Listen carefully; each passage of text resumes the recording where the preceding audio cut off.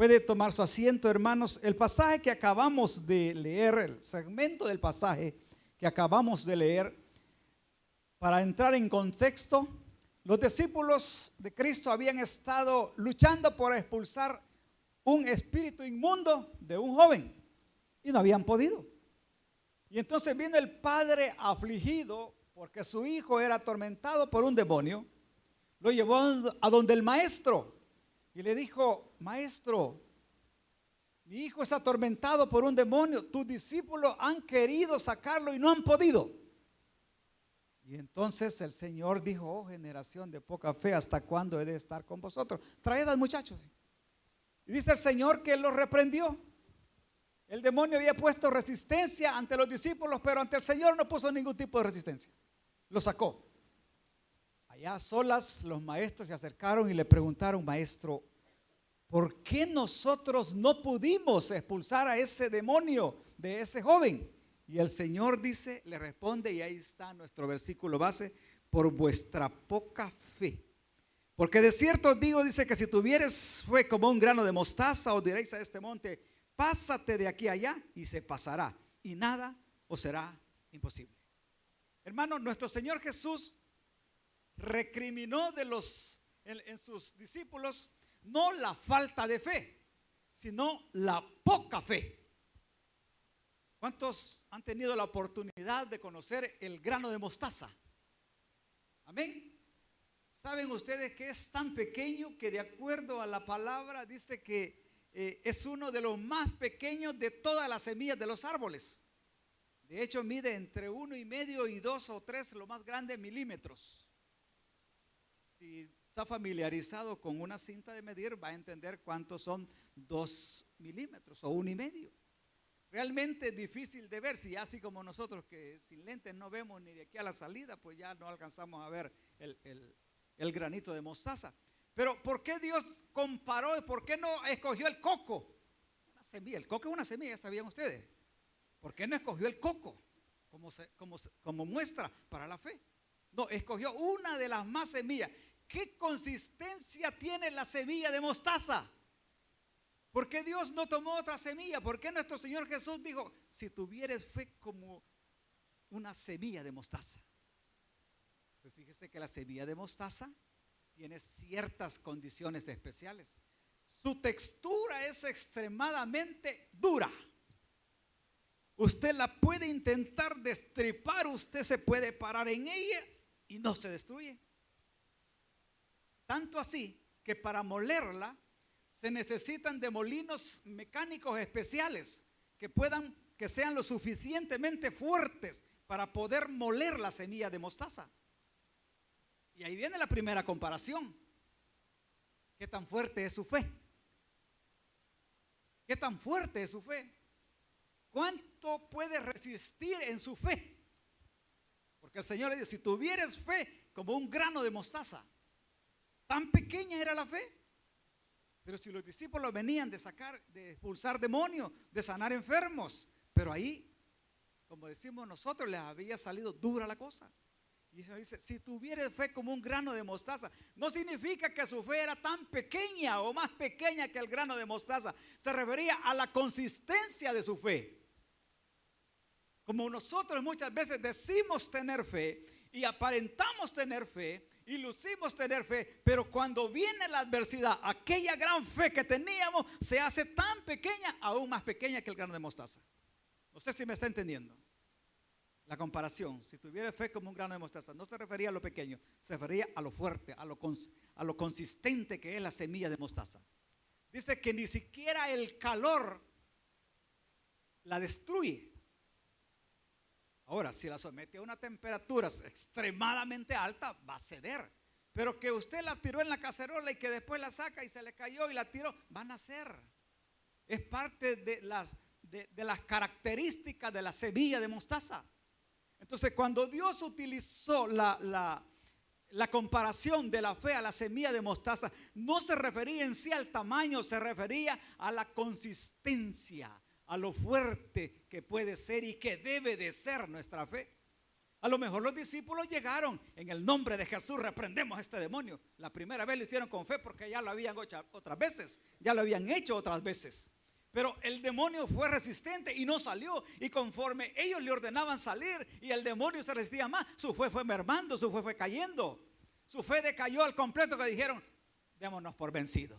¿Cuántos aquí se dan por vencidos de sus problemas? ¿Cuántos aquí nos hemos dado por vencido en nuestros problemas? ¿Cuántos aquí hemos dicho al final, ay, pues que se haga la voluntad de Dios? ¿Cuántos le hemos dicho? Más de alguna vez, ¿cuántos le hemos dicho? Seamos sinceros. Esa no es fe como el grano de mostaza.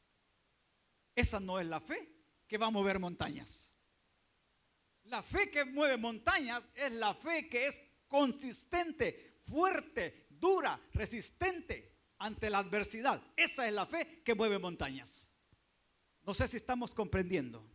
Porque muchos decimos, no, si yo tengo fe, pero lo decimos y lo expresamos de tal manera que ni al que está hablando con usted lo convence.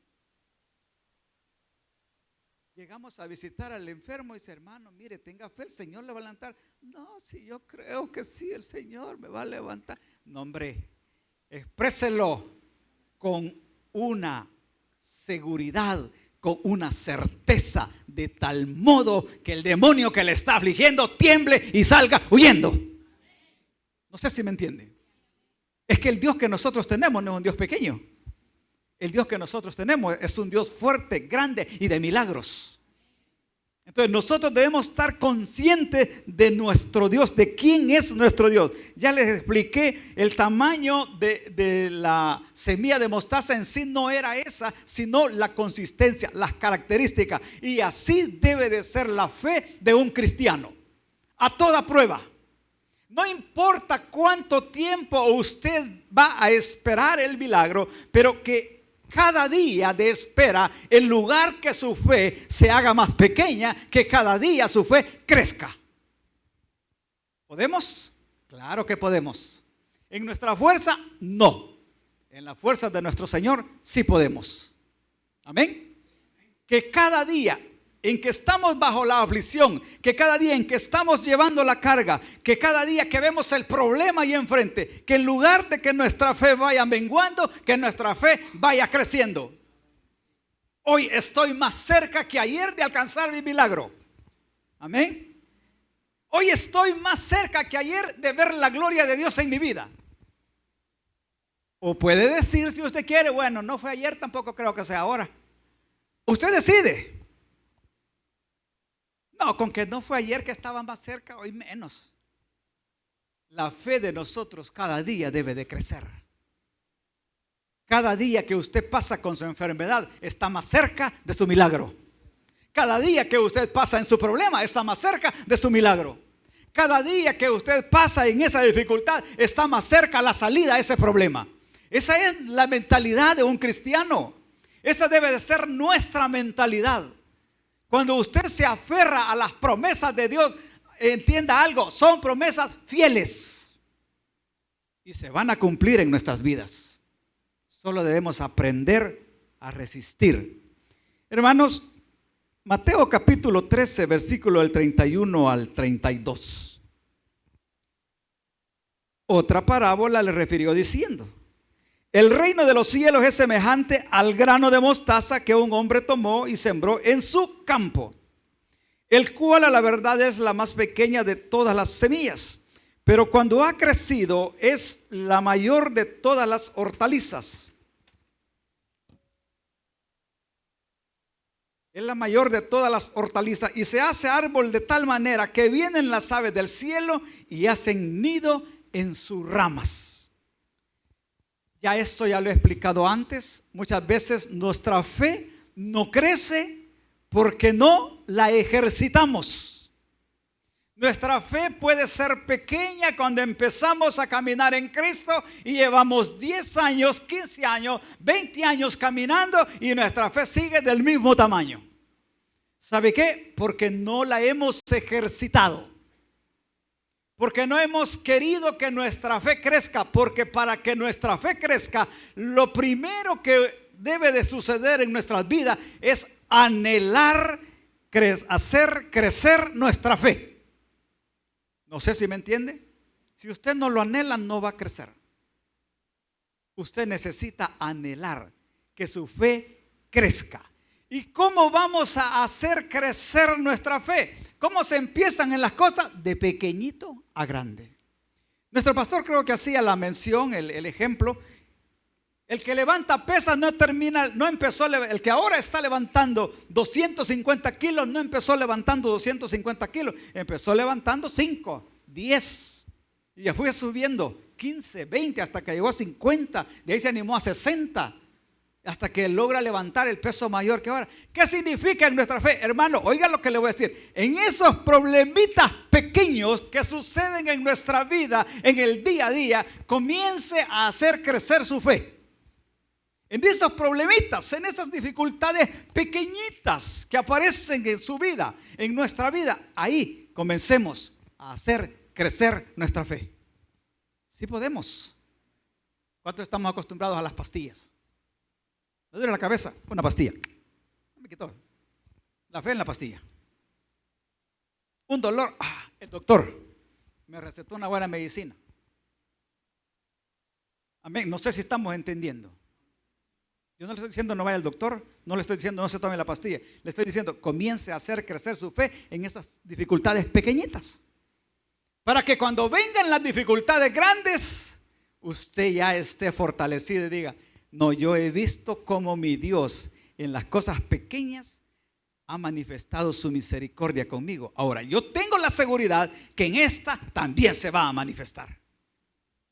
Pero el problema es que no hemos hecho crecer nuestra fe. Han venido dificultades pequeñas y las hemos solucionado de otros problemas, de otra forma, menos acudiendo a Dios. Y cuando viene el problemón, cuando viene la dificultad grande, entonces estamos sin preparación para poder enfrentarlas. ¿A dónde está puesta su fe? Y seamos honestos con Dios. ¿A dónde está puesta su fe? Si le duele la cabeza, una pastilla. Si es muy fuerte el dolor, una inyección. Y si es muy fuerte, 2 inyecciones. Y si no se quitó, voy al siguiente día, otras 2. Gracias a Dios que yo le tengo miedo a las inyecciones, mire. Amén. Mire, cuando usted va a entender que el Dios que tiene es el médico por excelencia, ¿cuándo vamos a entender eso? El Dios que nosotros tenemos es un médico por excelencia. Y si usted le confía a Dios ese dolorcito, si levantó muertos, si dio vista a los ciegos, si hizo oír a los sordos, hablar a los mudos, hacer correr a los cojos, ¿cree usted que no le puede quitar ese dolorcito que tiene? Entonces usted no conoce a Dios. Porque Dios, mi Dios, todo eso hizo. A los ciegos les dio vista, a los sordos los hizo oír, a los mudos los hizo hablar y a los cojos los hizo saltar. Dígame usted, ¿cree usted que no puede Dios con esa pequeña molestia que usted tiene? Le pregunto, y yo sé que es difícil, porque crecimos en una cultura apegados a la medicina, no voy a decir a la medicina moderna, sino a la medicina artificial. Porque hasta hoy que podemos comprar una amoxicilina, no, porque antes a puro chichipín se nos batíamos. Amén. Oiga el pastor, a puro epazote. Hasta hoy que tenemos acceso a que anda a comprarme vos tal medicina, tal antibiótico, no, porque antes puras hojas, hermano. El epazote, ¿te duele el estómago? Una altamisa. ¿Se acuerdan? ¿Cuántos se acuerdan de la altamisa? ¿Ah? Ahora no, hoy allá donde el doctor, no, que altamisa, va creciendo la matita y altamisa, ¡fua! Esa planta es mala, no sirve. Ahora pues sí, hoy tenemos para ir a comprar una medicina mejor. Pero antes, ahí estaba nuestra confianza.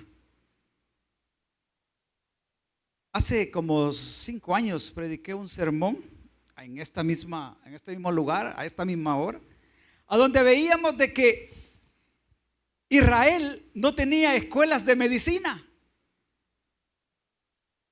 ¿Por qué? Porque el sanador para todas las enfermedades del pueblo de Israel era Dios. Los pueblos vecinos, ellos sí tenían escuelas de medicina, tenían escuelas de brujos. Pero el pueblo de Israel no tenía escuelas de medicinas.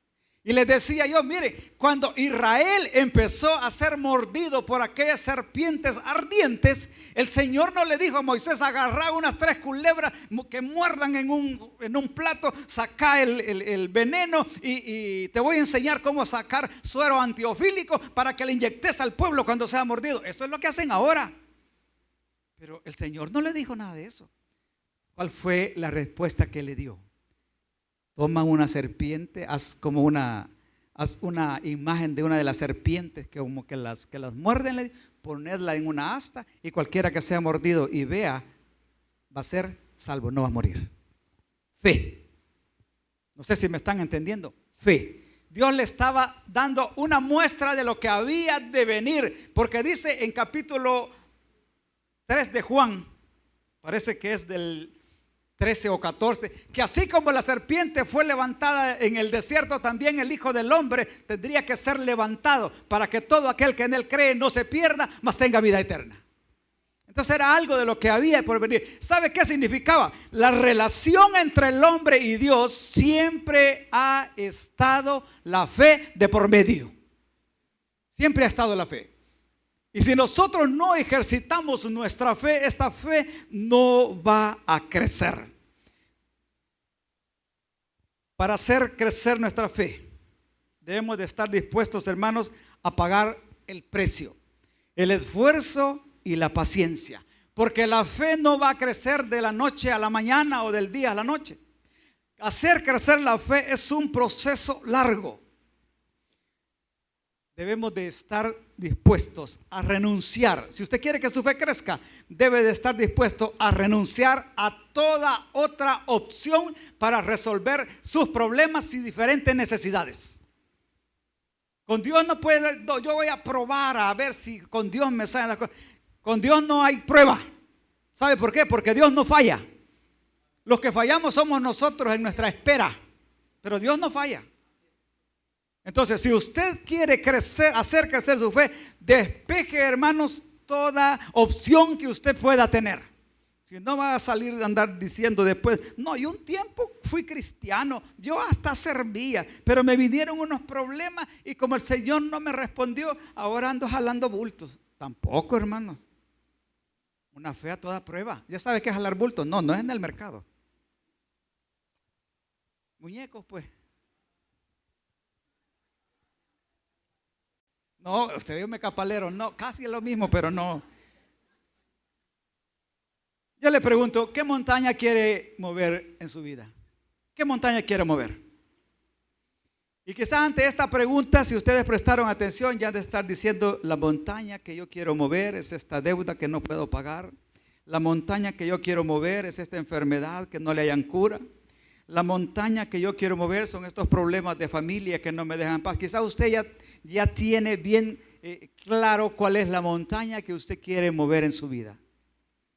Yo le quiero decir esto: vayamos por prioridades.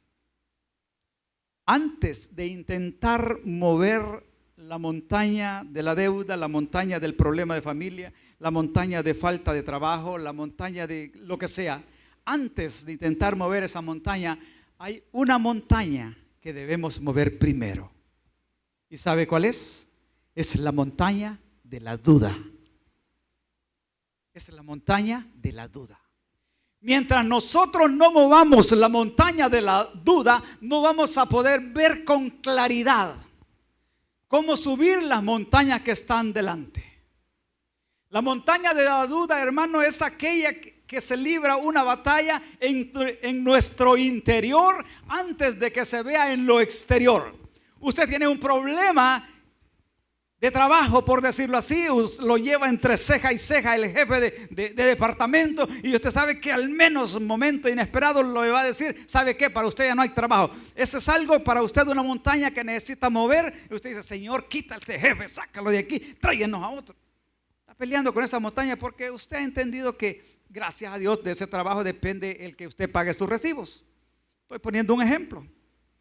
Pero antes de que esa montaña deba de moverse, usted debe de mover esa montaña de la duda, esa que se interpone entre si podré lograr el favor de Dios o no podré lograr el favor de Dios. Siempre que vayamos delante de Dios, nosotros debemos de acercarnos sin ninguna duda de que lo que estamos pidiendo, por difícil que sea, Dios sí puede. Antes, yo voy a pedirle a Dios a ver si me sana de mi enfermedad. No, mejor no le pida. Es que no lo va a sanar.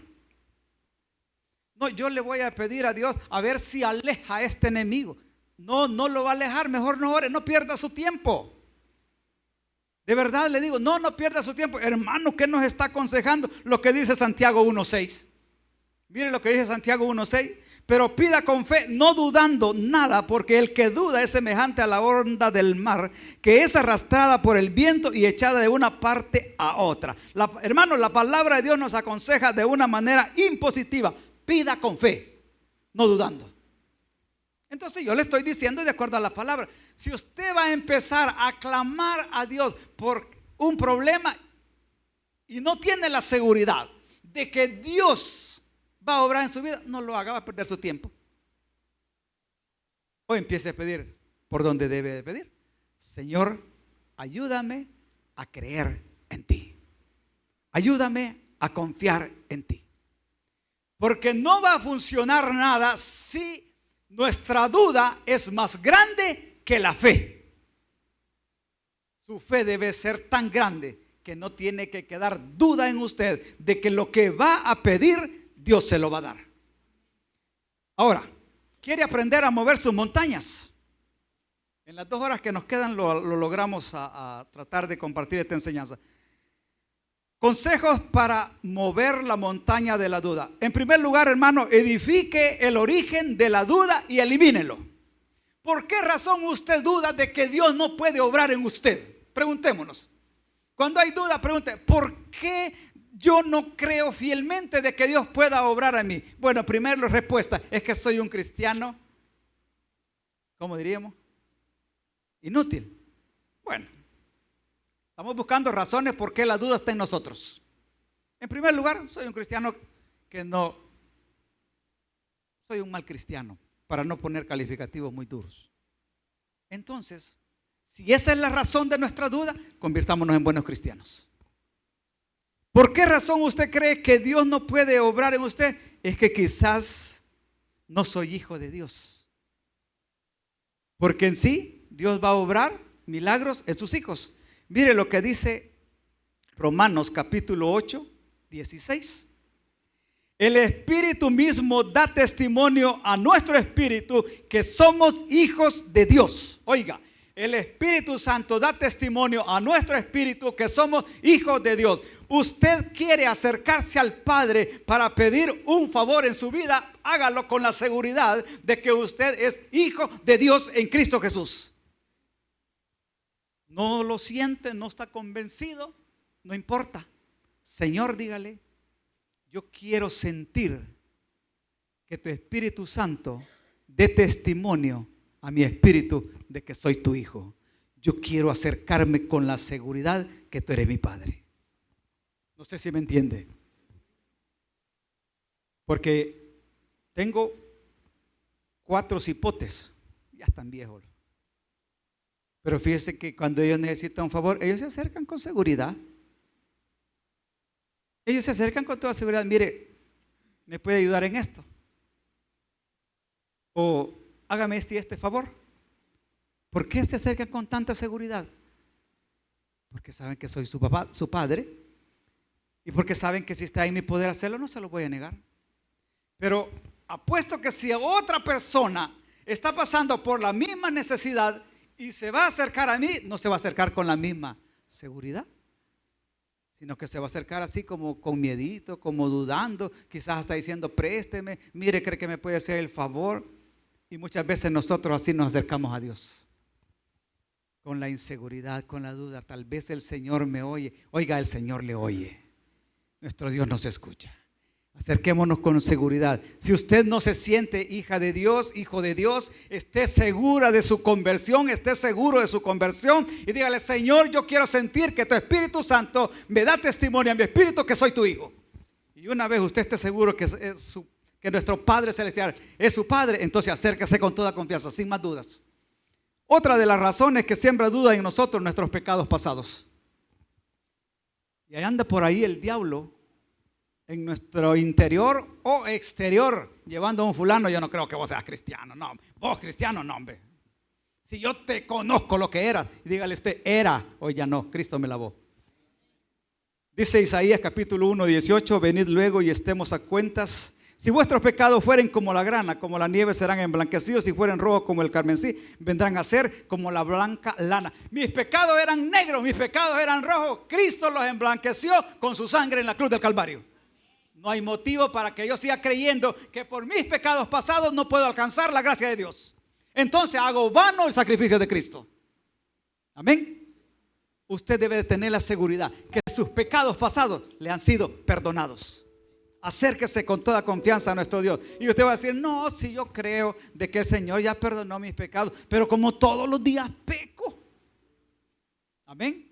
Entonces por eso yo no creo que Dios me pueda bendecir. Como todos los días peco. Lea Primera de Juan capítulo 2 versículo 1 y dice: hijitos, estas cosas os escribo para que no pequéis. Y si alguno hubiere pecado, abogado tenemos para con el Padre. ¿A quién? A Jesucristo el justo. Razones para que hayan dudas en usted de acercarse a Dios no hay. Usted las tiene en su mente. Libérese de esas dudas. Señor, pero es que ayer pequé, ayer le dije no sé qué. Pida perdón. Reconozcamos nuestro pecado. Y dice: hijitos, estas cosas os escribo para que no pequéis. Y si alguno hubiere pecado, abogado tenemos para con el Padre, a Jesucristo el justo.